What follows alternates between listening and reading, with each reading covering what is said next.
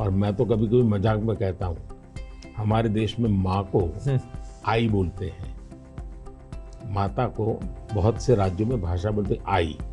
अब मैं कहता हूँ हमारे यहाँ बच्चा पैदा होता है तो आई भी बोलता है, AI भी बोलता है। वो इतना एडवांस हो गया है। अब देखिए मैं कैसे उपयोग करता हूँ, मैं आपको बताऊँ, जिसको देखकर आपको भी खुशी होगी कि कॉमन मैन कैसे AI का उपयोग कर सकता है। जैसे मैंने G20 में AI का बहुत उपयोग किया। मेरे पूरे G20 का परिसर था, उसमें पूरा का पूरा AI का उपयोग करके सारे इंटरप्रिटेशन की व्यवस्था मैंने AI से की। मैंने मेरे सभी ड्राइवर्स को मोबाइल फ़ोन पर ऐप डाउनलोड करवा दिया, उसके साथ बैठे हुए गेस्ट उनको करवा दिया। मान लीजिए वो फ्रेंच भाषा जानते हैं तो ड्राइवर के पास ऐप में फ्रेंच की व्यवस्था थी, वो ड्राइवर के साथ फ्रेंच में बोलते थे, ड्राइवर अपनी लैंग्वेज में सुनता था, ड्राइवर अपनी लैंग्वेज में जवाब देता था। यानी ड्राइवर के साथ कम्युनिकेशन किसी भी लैंग्वेज में वो कर सकते थे। मैंने अभी एक प्रयोग किया, मैं काशी तमिल संगमम में कार्यक्रम करता हूँ, तो काशी में तमिलनाडु के लोग आए हुए थे, तमिल भाषा मैं बोल नहीं सकता हूँ, तो मैंने AI का उपयोग किया। मैं हिंदी में बोला और सबने मेरा भाषण तमिल में सुना AI के द्वारा। उसी हाँ यूजिंग माई नमो ऐप, और मैं AI का बड़ा उपयोग करता हूँ और मेरे लिए पूरे देश में बहुत काम आता है। ये मेरा फोटो बूथ है। अब आप सेल्फी ले लीजिए इस पर, take the selfie. Okay. Yes.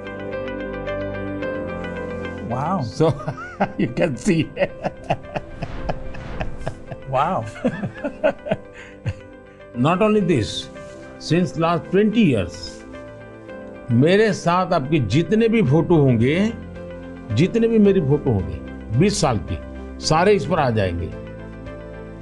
कभी और किसी पब्लिक फंक्शन में मान लीजिए आपका एक 1/10 पार्ट दिख रहा है, तो वो फोटो में भी अगर मैं दिखता हूँ और आपका 1/10 भी दिखता है, वो भी उसको वो रिकॉग्नाइज करके ले आता है। तो आज टेक्नोलॉजी का कैसे उपयोग हो सकता है, और मैं मानता हूँ कि इस प्रकार के प्रयोग हमें वैल्यू एडिशन करते हैं।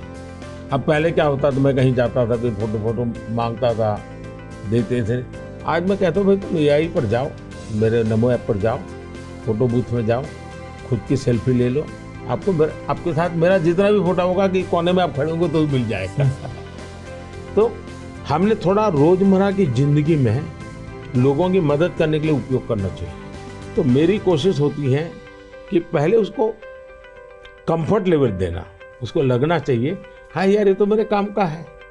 जब काम में होता है तो फिर उसको इनोवेशन करता है, वो नई चीजें जोड़ देता है। I'd love to hear your view on how India sees AI.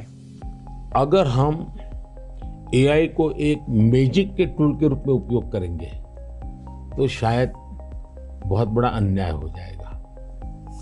या AI का उपयोग अपने आलसीपन को